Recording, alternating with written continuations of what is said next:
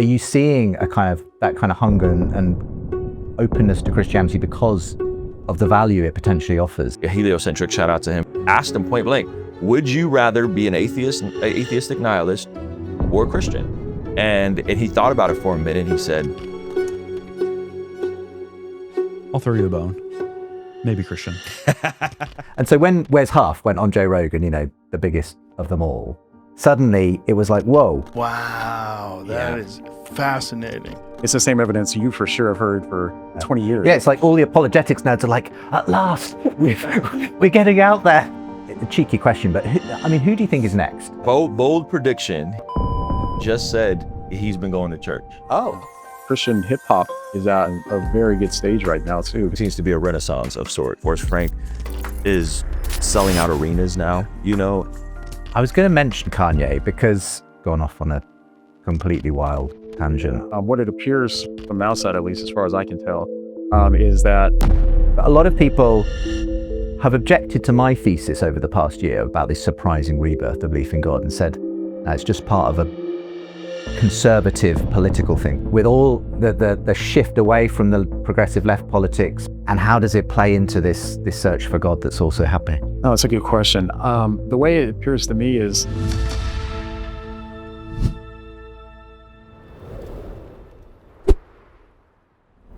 Hi and welcome, it's Justin Brierley in conversation today with Ruslan KD and John McCrae.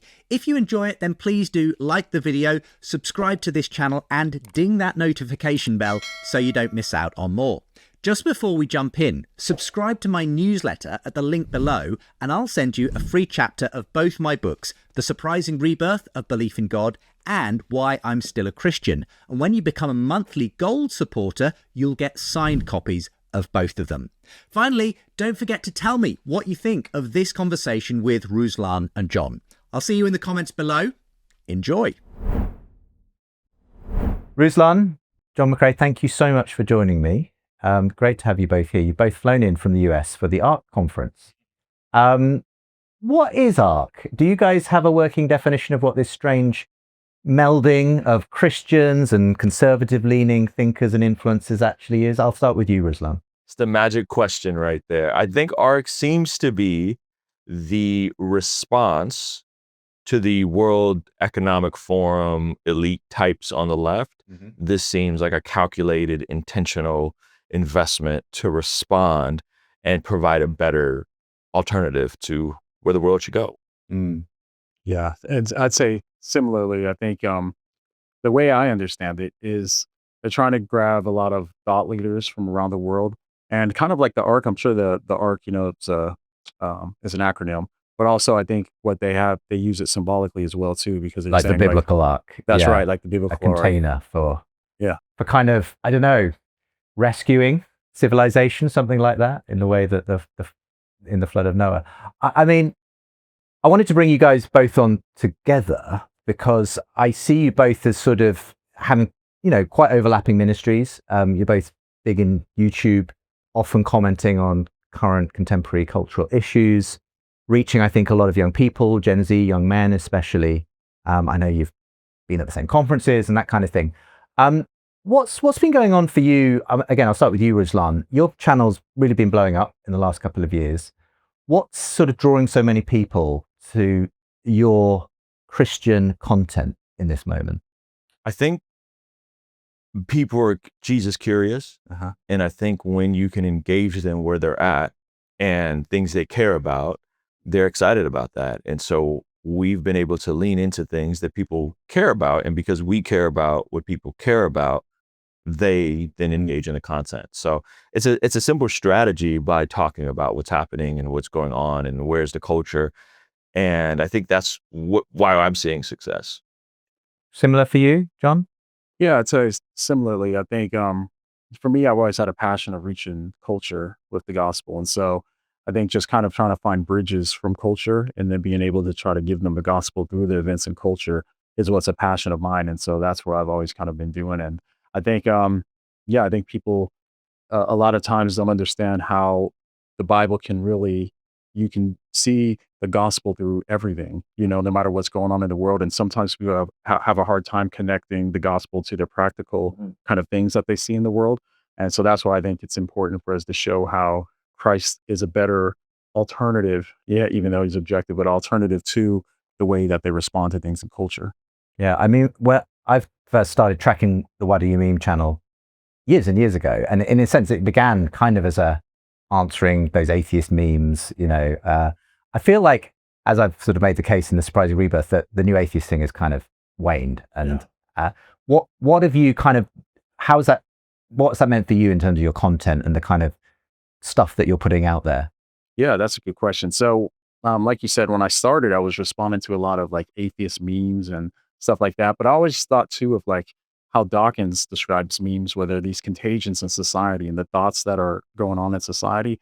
And so I always knew I'd always want to be responding to whatever's going on in culture and stuff too, But like you said, I think the new atheism has really died out. And I saw it coming. And the reason why I thought it was going to is because they don't offer anything, So when you're just attacking stuff, you're going to lose because you're not offering somebody something in place. And so it's just interesting to see how fast and hard that new atheist movement, even the online newer atheist movement too, they really died it down a lot too, because I think you have to give people something that, that's going to fulfill them. And I don't think that atheism ultimately can. And I feel like into that gap arguably stepped some people like Jordan Peterson. Yeah. He got a standing ovation when he appeared on stage this morning at the ARC conference. I mean, how much have you been engaging with his kind of stuff, Ruslan? Quite a bit. I mean, I think I've been watching his rise, which has been fascinating from studying him as a fellow YouTuber in terms of he had the viral moment, but he had been backlogging all his lectures, which was the perfect storm for him to go massive. And then he had a practical value proposition with his 12 Rules for Life book. Like all of that was really interestingly timed for me. I think he is someone that I've interacted with privately as well. And I'm friendly with his wife, Tammy, who's she's a gem. She's amazing. And so I think he's really close, if not already there on the faith aspect of Jesus. The truth claims of Christianity, I think he's there or he's very close just based on my interactions with him and my interactions with his wife. And so I think in that will influence and have a ripple effect. I still think he's kind of cautious to say the word Jesus and the name Jesus and Christ. Like today, he didn't really say Jesus, but was talking about Jesus and the Christian story. So I find that interesting, intriguing, and I don't think it would make a difference. I think people kind of know where he's at or where he's headed, but I think he has a lot of influence. And so now to me, the question goes, okay, great. New atheism is dying out. They don't have much value, or it's nihilism or secular humanism. Both are incoherent as far as I'm concerned. So now I would love to see a shift from just responding to culture to building better culture. Here are how we get into the fruits of Christianity. Instead of saying that's bad, we're better. No. Let's build the better thing, the better life, the better culture, the better value proposition, equip people to know how to suffer well when tragedy strikes, to know how to build their lives out. And then people will go, well, I look at all these Christian guys and they're married and they have families and they seem to be joyful and they seem to be healthy and live longer. And then we got these secular people and they don't seem very happy and they have a stint of hedonism, but how long is that going to keep you happy? How much do you see that coming through in the people who bump into your content on YouTube, which is a very male dominated kind of platform anyway? Are you seeing that kind of hunger and openness to Christianity because of the value it potentially offers and a different, I suppose, proposition to what these guys are getting in the regular culture? I think when people get honest about who they are and what they want out of life, I don't see another pathway forward, because I think what's built in us intrinsically, the eternity in our hearts, the being created in the image of God, and again, we don't go to Jesus to get what we want, but going to Jesus, oddly enough, often gives us what we want out of life. It gives us that full, abundant life. And so I just had a pretty high profile atheist on whose tone is totally different with regards to his, he's not the new atheist type, right? He does, it's a buddy of mine named Heliocentric, shout out to him. He does atheist church audit. He goes to different churches, he does an audit. So he came to my church, did an audit on our church. And so in our conversation, I asked him point blank, would you rather be an atheistic nihilist or a Christian? Like, remove the truth claims. And he thought about it for a minute, and he said, I'll give you that one. I'd rather be a Christian. Yeah. You know? And I hear, interestingly, more and more atheists saying similar-ish things. I mean, Alex O'Connor, we've both engaged in at various points, and I get the sense that he's quite attracted at one level to Christianity. He just says, I just haven't been convinced yet that it's actually true. But he's been quite open, saying, yeah, if you could convince me, I'd like to be a Christian. You know, I can see the value. I can see why people are so attracted to this.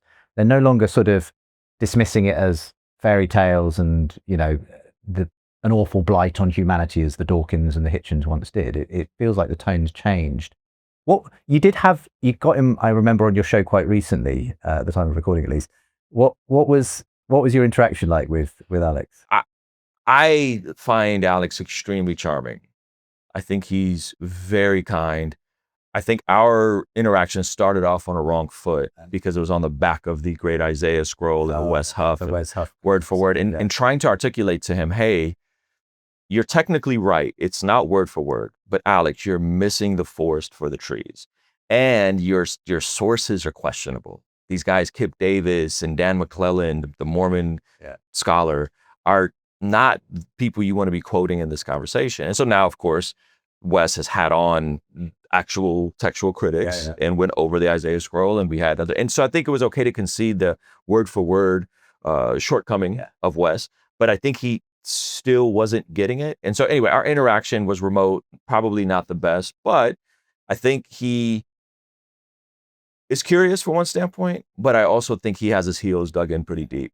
Well, but what it for me represents, and coming to you on this, John, and your YouTube channel, there's this kind of been this blooming sort of cottage industry of so many interesting podcasters, YouTubers, you know, lots of them producing brilliant Christian content, some really smart atheists that are kind of have just created this whole new world of engagement. And so when Wes Huff went on Joe Rogan, you know, the biggest of them all, suddenly it was like, whoa, Christian sort of evidence for the Bible is suddenly reaching this mass audience.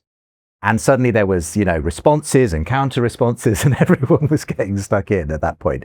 And whatever you thought of all of that stuff, I was just quite excited to see people are talking about whether Christianity is true right now in these very high profile ways. You guys have obviously covered a lot of this. John, what's your sense? Does it feel like, does it feel like something shifted recently in kind of the way people are talking about these issues at the moment? Yeah, absolutely. I think a lot of this shift started with Jordan Peterson to some degree, because I think what he did was be able to articulate to people why Christianity can be psychologically true for people and beneficial.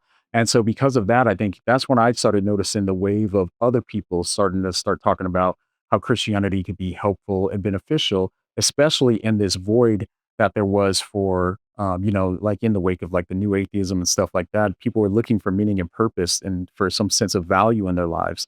And Jordan Peterson was able to kind of show people that you can have this even if you don't believe that it's all objectively true. And so with that, it created a bridge to allow people to say, okay, maybe this is beneficial. And then you started seeing like Joe Rogan, after talking with Jordan Peterson and stuff, his attitude started shifting. And then you just see more and more. And then Andrew Tate was being friendly towards religion, and all these different people were. And so it was no longer considered lame to consider Christianity in some sense. You see, as it became something where people were like, okay, this is actually valuable. And so I think that's where a lot of the big shifting started to happen, as far as I can tell, from there. And then what's interesting too about like the Wes Huff thing is, you know better than anybody, the evidence. We've been looking at evidence for Christianity for the last however many years, and he's hearing all of the different evidence and stuff. And now Wes, it seems like to me, is like, this whole situation of Billy Carson is one of the first times that we had people exposed to just straight apologetics, right? Like, so it's like level. Yeah, exactly. On a mainstream level, and so it's funny because you'll see all these people that are like, oh, can you believe this evidence? And it's the same evidence you for sure have heard for 20 years. Yeah, it's like all the apologetics nerds are like, at last, we're getting out there. Yeah, that's right. Yeah. So funny. But I kind of, it's gone hand in hand with exactly what you mentioned, this kind of interest in the evidence for Christianity as people have woken up to the value of Christianity. That's right.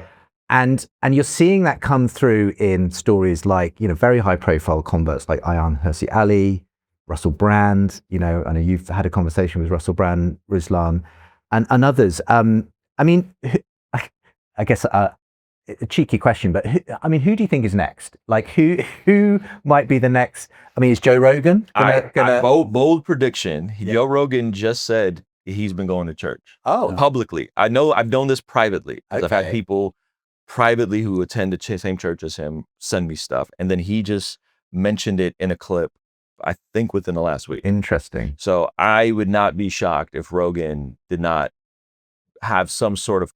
I almost don't want it to be a public profession. I want it to be private, and let him work through it privately with the Jordan Petersons and the Wes Huffs and the people in his life, and then slowly start talking about it. Because I almost feel like if he comes out and plants this big flag, it's going to scandalize his own reputation in a way. But my prediction would be, I think Rogan. Hi there, I hope you're enjoying the show. If you'd like a free chapter from my book, The Surprising Rebirth of Belief in God, and also from my latest book, Why I'm Still a Christian, then subscribe to my newsletter and I'll send you those chapters along with updates on my work. I won't spam you, just encourage you with Thinking Faith articles, events, videos, and resources. The newsletter link is with the info. Enjoy the rest of the show. I mean, that's really interesting to hear. And like you, I feel like he's kind of been on a certain trajectory. He's been far more open to bringing Christians onto his show. He no longer seems to be imbibing the kind of the new atheist Kool-Aid and that kind of thing that he was a decade ago or so. I suppose there is that cautionary element, though. I know exactly what you mean, Ruslan. There's when suddenly a huge public celebrity embraces Christianity, they're suddenly in the spotlight, and it's so easy to fall off that pedestal, and every action is suddenly being judged. Russell Brand, whatever you think about, his background and some of the outstanding allegations, he's kind of been very out there with his faith, and some people are very encouraged by that, and others are a bit like, oh, well, just learn how to be a Christian before you start baptizing people, Russell, and that kind of thing. I mean, what's your thought on that, John, in terms of the dangers that maybe exist with these high-profile conversions?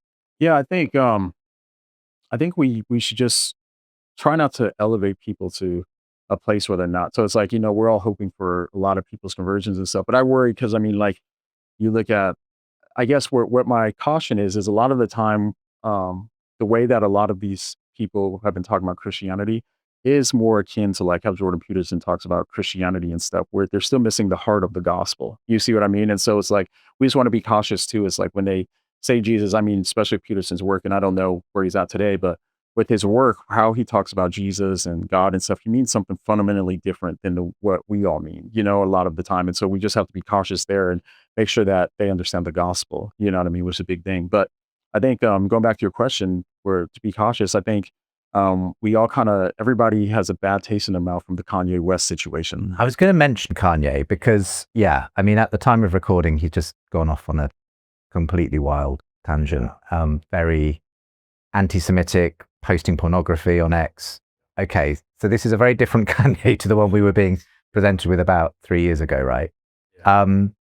And you guys both would have profiled Kanye's journey at that time, where he seemed to have this extraordinary kind of conversion to Christianity, produced the album Jesus is King, and then it all seemed to start going wrong, and suddenly, so, I don't know if you want to comment on what happened specifically, John, in that instance, and what cautionary lessons we might want to draw from it. Yeah, no, that's a good question. And only Kanye knows the full story, you know what I mean? But what it appears from outside, at least as far as I can tell, is that, he said that he started asking Jesus for stuff and he wasn't getting it.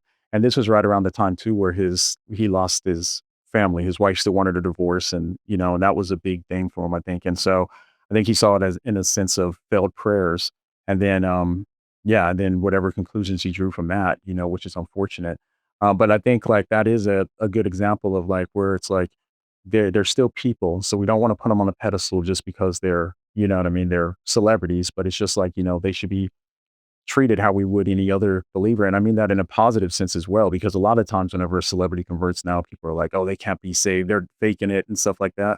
But with anybody else that said they converted to Christianity, you'd give them the benefit of a doubt, So I'd say in both cases, treat them just like regular believers, you know what I mean? Instead of elevating them to a place higher or lower than it should be. Yeah, Kanye had an unfortunate series of events that was the perfect storm. So if you track his salvation, we're talking late 2018 into 2019. I saw him in person. The last time I saw him in person was the beginning of 2020.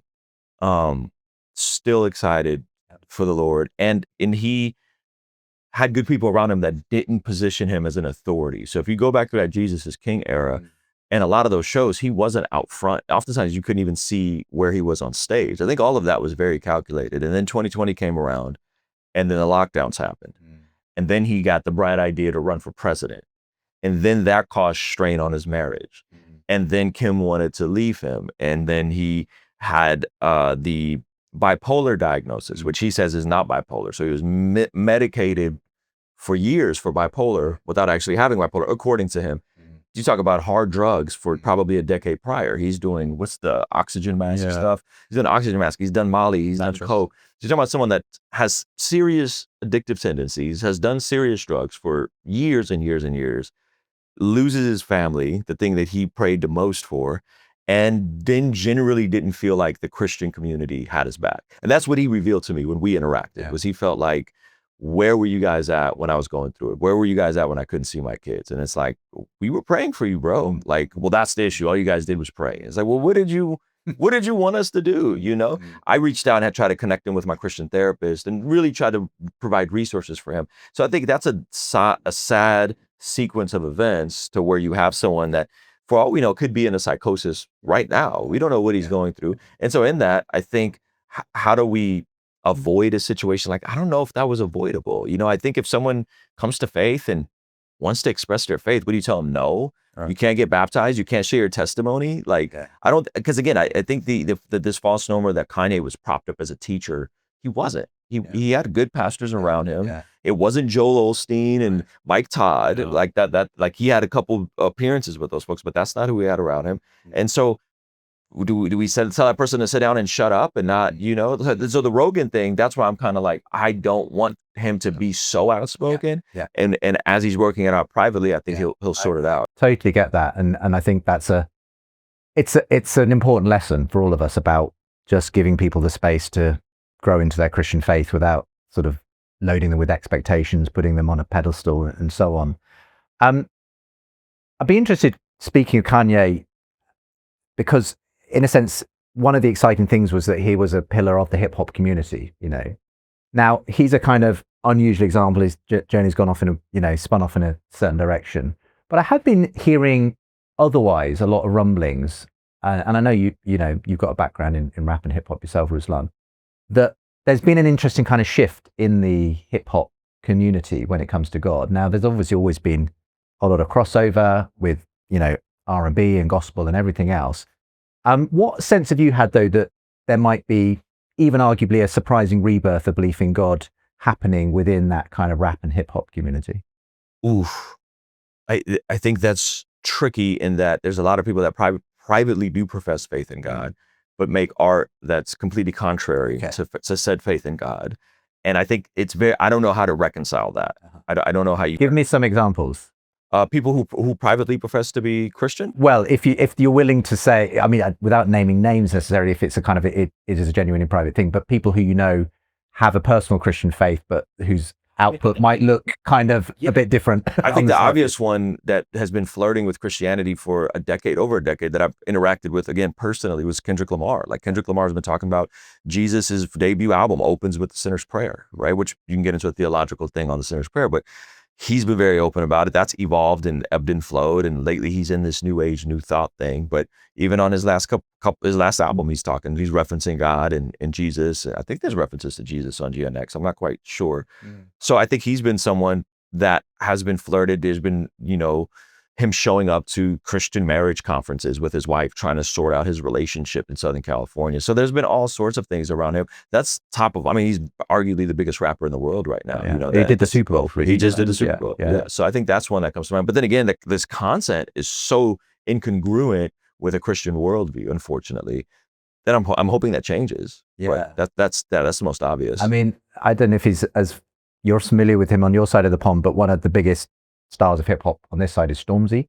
And Stormzy, you know, had probably the biggest, most obviously Christian song breakthrough a few years ago with Blinded by Your Grace.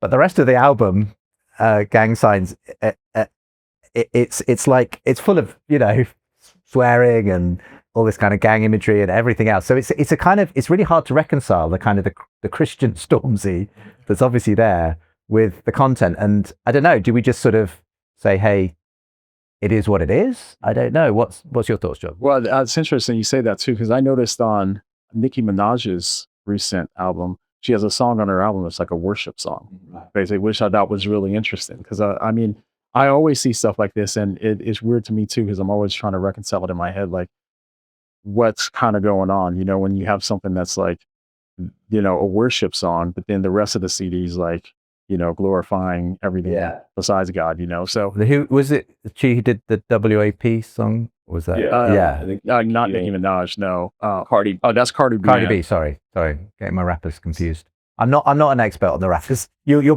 pick that up pretty quickly. But but nonetheless, pretty explicit content and that kind of thing in Nicki Minaj's general repertoire, and then suddenly this worship song. Yeah, which is interesting, but also at the same time too is, and Ruslan will tell you too, is like Christian hip hop is at a very good stage right now too, because there's a lot of really good and a lot of new Christian rappers and stuff too that are actually really good now too, you know, because back in the day it was just harder to find like good quality Christian music the same way it is for movies and everything else. Like, so Christian entertainment is, I feel like, getting a lot better, and so it's at a really good point in history right now too. And you even have like Kendrick Lamar mentioned and Lecrae in his recent record and stuff like that, you know. And so it's I think it's a cool time for Christian artists and influencers right now. It definitely seems to be a renaissance of sorts regarding the Christian art, where you have people who have been Christian privately but are mainstream. So artists like Jake, who has a massive song called Golden Hour, he comes out, does a song with Forrest Frank. Forrest Frank is selling out arenas now, you know, and you have guys like Indie Tribe and John Keith and No Big Deal. There's a lot of really good Christian hip hop music that is starting to permeate and be so big and so good that it's crossing over and it's going mainstream. I mean, it's not necessarily the first time. And if you go back to, I don't know, the 1970s, you had things like Bob Dylan becoming a Christian, and he produced his Christian albums. But then, you know, it was like, there was this question, oh, did he kind of then fall off the wagon? And, you know, same thing with Van Morrison and his Christian conversion. I mean, do you feel like there's this overlap that we're starting to see between these, you know, this very well produced quality Christian music, hip hop and so on, kind of starting to kind of cross over with some of these secular stars of the hip hop thing? Is there any danger of it kind of diluting the Christian element, people selling out? I don't know. I think the opposite, actually. I think when people see that there's something here, that there's a core here, that there's people here that care about great art that is also reflective of a biblical worldview through and through, not just a Christian song, as you pointed out, but like actual Christian art that's coherent and congruent, people go, oh, maybe I don't have to do this raunchy stuff and create these personas, especially in hip hop. There's a lot of personas. There's people that create characters and avatars, and in their mind, I'm playing a movie character. This isn't really who I am. You know, Drake is not Graham, you know, Aubrey. They're not the same person, right? And so you have two different people, and one is a persona and one is the real him. And then art imitates life, and life imitates art, and it just gets messy. So what I think is going to happen is this next generation, they're looking and they're going, I've been going to church, but 15 years ago, you'd have to suppress that part of you and not talk about that and then create this false persona. And to be successful, I don't think that's the case anymore. That's really interesting. And I don't know if you get this sense, but there's been a lot of research coming out recently about Gen Z in particular. And we know that Gen Z are all about authenticity, and they can kind of smell kind of, you know, anything that's not authentic or overproduced or whatever from a mile away. They love the fun and silliness and the kind of directness of TikTok and everything else. And I think it's interesting to me that they're also apparently the most open generation spiritually, half as likely in this country to be atheist compared to their parents and grandparents. Lots of stories coming through of young Gen Z people, especially young men, coming back to church in the US, for the first time, Gen Z men are overtaking Gen Z women in terms of church attendance and so on. What's going on, in your view, with this kind of vibe shift that seems to be happening? Because I feel like a lot of these people are probably also watching your content as well.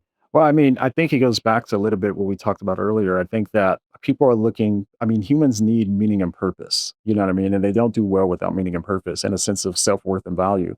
And I think that they've seen it, I mean, especially from millennial parents and stuff like that too, where millennials tend to be like, okay, follow your feelings and do what makes you happy and stuff. And they see how their parents' lives have turned out and all the issues in their parents' lives. And so they want something a little bit more concrete, which I think is also why you see this kind of renaissance towards these kind of older churches like the Orthodoxy or the Catholic Church, because it represents a sense of stability in a chaotic world, you know? And so I think that a lot of it is that response to just millennials being so following our feelings and stuff so much where the world has just become unstable, you know what I mean? And so I think that that's one of the big aspects for it too.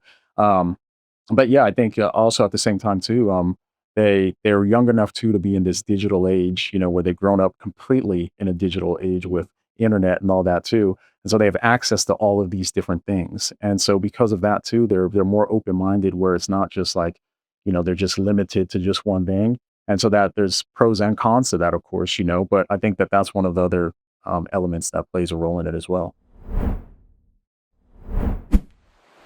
The surprising rebirth of belief in God has been making waves since its launch. Many have predicted the death of God, not least the new atheists who proclaimed that science and reason would eradicate religion. And if you look at the statistics on church-going and belief in the modern West, you might be tempted to believe them. But there's an alternative story to be told about the surprising rebirth of belief in God. What if the tide of faith is beginning to come in again? I'm Justin Brierley, and I've been hosting conversations on faith between skeptics, seekers and believers all my adult life.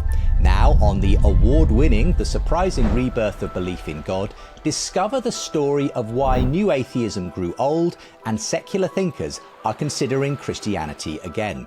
Featuring interviews with leading thinkers across the faith spectrum, you'll learn the inside account of the rise and fall of new atheism. Why secular intellectuals like Jordan Peterson, Louise Perry and Tom Holland are talking about faith again. How developments in science, history, psychology and consciousness are pointing many back towards a divine mind.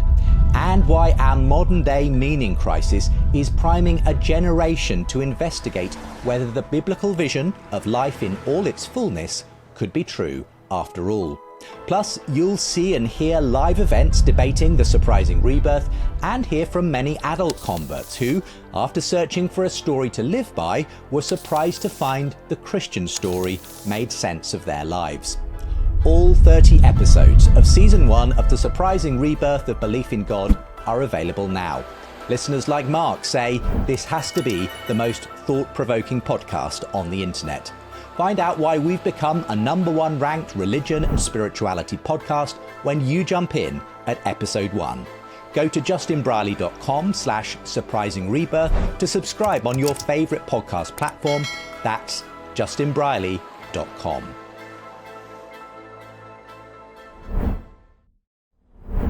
What do you think happened in Gen Z circles? Yeah, I think he nailed it. I think we're seeing the death of secularism. It doesn't work. It hasn't worked. It hasn't produced the society it promised to produce, and access to information. Yeah. Now you can sit, hear the best of both sides and go, oh, what makes sense? Whose worldview is more congruent? Do I want to believe in the nihilistic, atheistic, humans have no free will, there is no objective morality? Does that seem intrinsically correct? Or do I want to believe that there is an order, creator, their love is real, free will is real? Mm-hmm. I intrinsically believe the Christian story. And it feels to me like there's this openness among a lot of the content creators out there now. You've interacted with some of them, people like George Janko, Boris Frank, these young guys who have kind of become quite sold out Christians, just communicating directly with their audiences on TikTok, Instagram Reels, YouTube and elsewhere. And they're just kind of like challenging them to take Christianity seriously. It's like they're kind of they've dropped the kind of awkward nervousness that maybe existed in my generation around that, where you had to kind of play it very safe and not talk about God too explicitly. Now it's like, yeah, just get it out there, just talk about it. I don't know if that's your experience, Ruslan. Yeah, I mean, George Danko, one of the biggest podcasts out there, you know, he is very unapologetic and very bold, and I always commend him for his approach to that. So I think that's a great example. Yeah, it's not taboo anymore. We can wear it and be unapologetic about it, and it's not shameful, and it just makes more sense. It seems like a more coherent paradigm to live your life by, and I think people are hearing both sides and going, that makes more sense. It's like the evil and the darkness was so prevalent that now we can see the light. We could see what's true, and that's exciting. I get the sense as well that a lot of these influencers, and I would include you guys on this, are just helping a lot of, especially these young guys, to kind of start to make sense of a world that's kind of let them down. Secular liberalism, for all its promises, has kind of delivered this confusion and distraction and sort of pornography addiction and everything else. And now they're suddenly thinking, okay, where can I find some stability and make something of my life? You have some amazing, resources and the Bless God stuff that you do, Ruslan. Does it give you a bit of hope that actually, and where does this translate, I suppose, from people watching your content and other people's content on YouTube to kind of stepping into the Christian story, and the harder thing of probably actually stepping into a church and a community, not just it being all mediated by screen? That's the win for me. The win for me is they see a pastor on my channel. Mm-hmm. We figure out a way to make it interesting, so they click into it. Instead of saying interviewing Pastor Tommy, we package it in a way like, what's the most interesting aspect of this story? What are you willing to speak into? We package it in a way they discover a pastor, and then they go, hey, I discovered Pastor Chris Brown from North Coast Church, and I plugged in, and I've been going, and I got baptized, and I'm in a small group. Mm-hmm. That's the win. The win is not 1 million views on a video. The win is the hundreds, if not thousands, of people who said, I discovered this church, and now I'm going, and I'm plugged in, and I love it. Do you see similar journeys? Yeah, absolutely. I think that's one of the things too, because there was a point in my YouTube journey where I was like, man, I don't feel like I can make a difference because people are only going to watch a little part of it, but it's like, it's not the full thing. So it's like, for me, I always hope people will watch a video, be inspired by it, to go get plugged into a local church, get deeper into their Bible study or whatnot, because that's what it is. Like, our stuff is just a doorway a lot of the time, and so we want people to just be able to like go find communities and stuff like that to be able to get fed and get nourished at their communities. Yeah. We've been intentional to create resources as well. So I have like a 60-day devotional, 35 days in the Old Testament, 25 days in the New Testament. I have a prayer journal that's been doing amazing for us.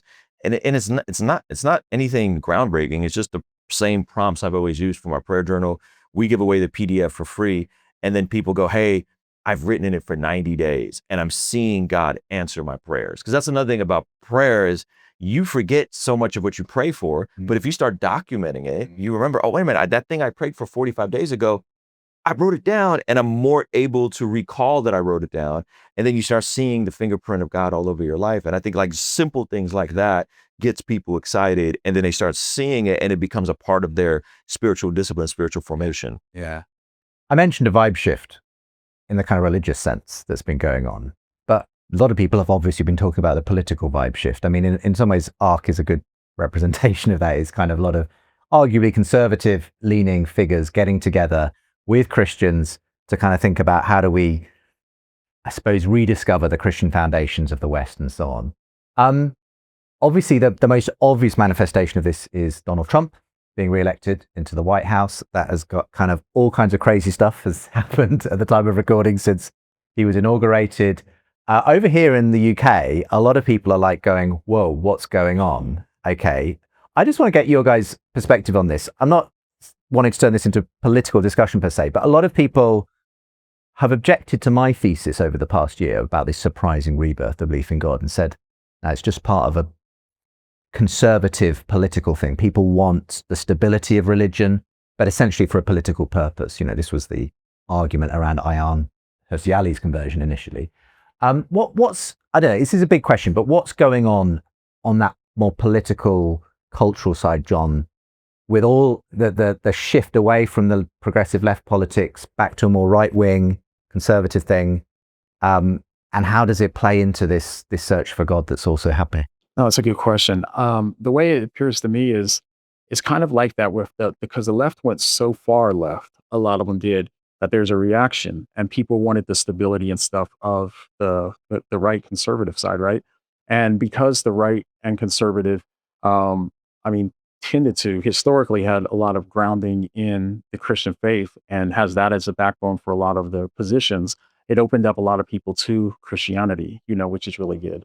But like, I guess one of the concerns that I personally have is that a lot of the conservatives now are swinging so far right where they're going further past, they're overcorrecting a lot. And so now it's like there's a lot of problems there. But one of the problems is they no longer talk with anybody from the other side because they're all demonized, and so it's like impossible to evangelize the people if you're not going to talk to them and stuff like that. But two, a lot of now the type of Christianity that's often talked about on the conservative side is kind of like a Christless Christianity somewhat. It doesn't have much to do with like the gospel message. And it's usually about like, and I made a video talking about this too. It's just very kind of tribal, and therefore a lot of contrarian thought figures. And the issue I see with that is it's like what we talked about earlier with the atheists. If they don't stand for anything, if the only thing that unifies the conservative party now is just being against the woke people, and against woke ideas, then you don't have anything. All you're doing, and eventually that's going to just crumble as well because there's nothing there. So I think it's important for Christians that are on the right to be able to still stand firm in their Christian principles and with the gospel message, make sure that that's still something that is important and foundational to that side. That's brilliant. I think the area Donald Trump got it right, to everyone's surprise, was somehow he was able to flip the right to be the party of the blue collar working class person. Yeah. I don't know how he pulled that off, but it was genius on his part. Now, here's the next opportunity. And I feel like if the right doesn't get this right, it's going to swing back to the other extreme. Okay. There has to be a better story for how do you care for people? How do you do charity? How do you care for people who are less fortunate? And because the left has the story, we're just going to take money from the rich and we're going to give it to the poor. Okay, great. That didn't work. It's not going to work. Wealth flight is a thing. People will just leave. Yeah. And you can't tax the rich forever. The right has no story right now of how do you care for poor people. And I think if they can get behind that and the messaging be something like, hey, we do care about poor people. We do care about marginalized people. We do care about people from other countries that are suffering. We do care about the human plight. However, we don't think the government's job is to fix all of it. So what we want to do is get the government out of your hair. We want to put more money in your pocket so you could first take care of your home, then take care of your local community, then take care of your extended community, then go take care of the refugee in another country who needs assistance, right? And I think if that was better communicated on the right, that story was told better, now we're getting somewhere. That story is not being told. It's just left bad. Left bad can only go so far. And so people go, all right, we get it. The left's bad. What are you going to do? Yeah, you want something that you can actually build on, as you say. I mean, we did have a little brief interaction on X/Twitter about this, because what you're describing there about look after your own first and then it goes out until you reach those beyond your nation was kind of encapsulated in what J.D. Vance said about this concept of what is it, ordo amoris. And a lot of people, me included, said, does that square this? Because he was kind of using it to justify the kind of America first kind of approach, which is fine. If that's your political kind of philosophy, fine. I was just worried about him saying this is a Christian thing, because when you read the story of the Good Samaritan, it does look like it's about Jesus saying, actually, turns out your neighbor is the last person you expected. And I've always liked to think of Jesus as kind of flipping the script, maybe on both left and right politics kind of thing. But I'll come to you first, Ruslan, then John. But what's your feeling about that then? Is it okay for J.D. Vance to kind of be bringing in Christianity for this specific political purpose? I would say yes, because I think, I'm not a good father if my neighborhood is clean, but my house is a mess. I'm just not. I'm not a good dad if I feed the neighbor's kids, but I don't feed my own kids. And I'm using a very myopic example, but I think that's the extension of that. And so I go to, 1 Timothy, where Paul is talking about he who does not provide for the needs of his family, specifically his own household, is worse than an unbeliever and is denied the faith. So that means my home, my family first, and my friends and family, and so on and so forth. But here's the opportunity. J.D. Vance Trump cut a bunch of the funding for folks that were bringing over refugees. What is the biggest organization? Yes. World Relief. Yeah. World Relief. And so me, as an autonomous citizen who's doing well financially, said instead of being upset about it, you know what I did? I went and looked up World Relief, and I went and looked up the IRC, which is the organization that brought me out as a refugee. And I went and partnered with them monthly.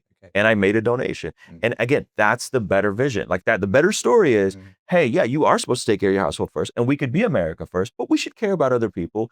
We want to make it easy so you can go out and contribute to all the nonprofits and the charities you want to contribute to and be a part of that process, which is what Christians, we've always done that. We've always been a part of that. And so I think J.D. Vance is correct. I think people are rightfully concerned about kind of, brushing it in this Christian nationalistic tone. I understand that, but I think the order is there. I think we would all agree there. We can't just let everybody in. At some point, we got to go, okay, enough's enough. How are we going to navigate this? I'm not for people being deported that have been in the United States for decades. That seems pretty heartless. At the same time, catch and release in America has been a complete disaster. It's been unhelpful. Upwards of 20 million people have came in. We got to figure it out. We got to stop it. Yeah. And then we can reassess and go, okay, well, maybe we can be more selective with what refugees we do let in and all those sorts of things. But yeah, I think, and by the way, and I would also say that is all inconsistent with Trump's desire to go in and take Gaza. That sounds crazy. Okay.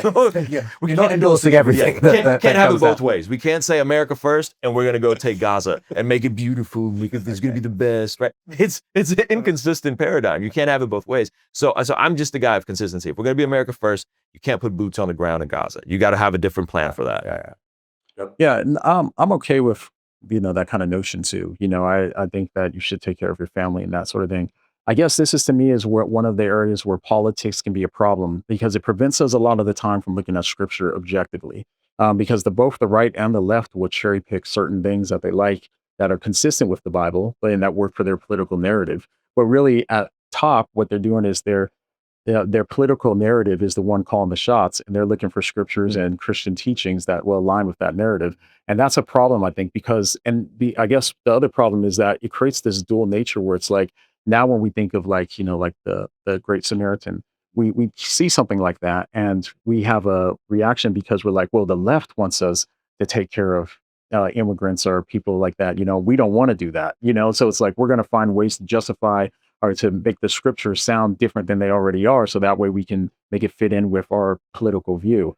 And that, to me, is one of the great dangers in politics, because it really does often blind people to looking at scripture objectively, because I don't believe that the gospel and the Bible fit nice and neatly into just one political party. There's aspects from both parties, that are good, but a lot of the time, we just only see one side as just being good, another one completely evil. So anything that looks like the other side has to be wrong and evil, which I think is a problem. Final question. I'll go Ruslan and then John on this. What gives you hope right now? What is sort of the thing that is kind of you feel is happening that we can kind of take something away from? It might be the fact that something like art is happening. It might be something else going on in your worlds. What gives you hope that God's on the move at the moment? Two things. On a personal level, I would say my children. I think having kids, pouring the gospel into them, and seeing them become loving people who care about others and consider how other people are doing, and seeing that compassion in my kids is very hopeful, because I go, okay, well, if we all did this, we'd create a much better society. And I would say that the other aspect is the massive local revival we're having in my church, in the sense of not we're having these 24-hour nonstop revival services. That's not what I mean. But we're seeing a lot of people come to faith that would be historically nuns, not religious, and they're coming to church, enjoying the church in their 30s and 40s with no background in the faith. And that, to me, is extremely exciting on a very local grassroots level. John? Yeah, and I'd say, honestly, just seeing how culture has kind of adapted to this is, I think we're at a very unique time in history right now, where we have a lot of opportunities to give more and more people the gospel message. And I'm just seeing, personally too, I know 4 atheists that I used to debate. and talk to all the time are now Christians, years later too. And when I thought that our conversations weren't going anywhere. Is Alex O'Connor one of them? Not yet. Not yet, yeah.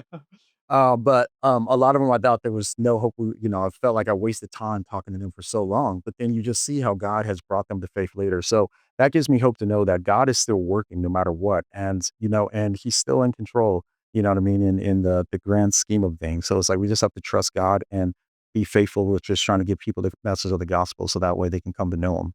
Awesome. Guys, thank you so much for some time. It's been great to catch up with you guys on this side of the pond. Maybe I'll come and do the same. I've already done it with your studio once in California, Ruslan, but we should do something as well, John, at some point. Awesome. Thank you so much, guys. Yes. God bless. Thank you. Take care. Thank you for watching. For more Thinking Faith, do subscribe to my newsletter. And if you want to support my work, you'll get early access episodes and bonus content. Gold supporters even get free signed copies of both my books too, and the chance for a regular catch-up with me. Again, the links are with the show info. See you next time.